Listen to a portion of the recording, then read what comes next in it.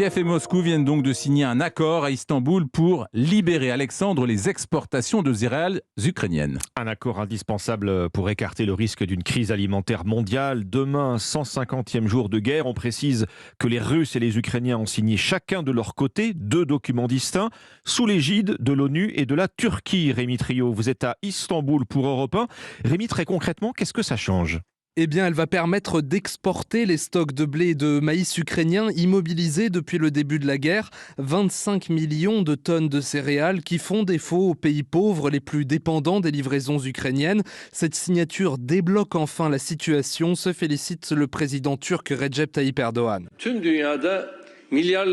Ensemble, nous allons contribuer à la prévention du risque de famine qui menace des milliards de personnes dans le monde. Cet accord va assurer la circulation en toute sécurité des navires depuis leur départ jusqu'à l'arrivée à destination. Les vraquiers emprunteront un corridor sécurisé en mer Noire à travers le blocus de la flotte russe. Tout sera géré depuis Istanbul par les représentants des Nations Unies, de la Turquie, de la Russie et de l'Ukraine, explique Antonio Guterres, le secrétaire général de l'ONU.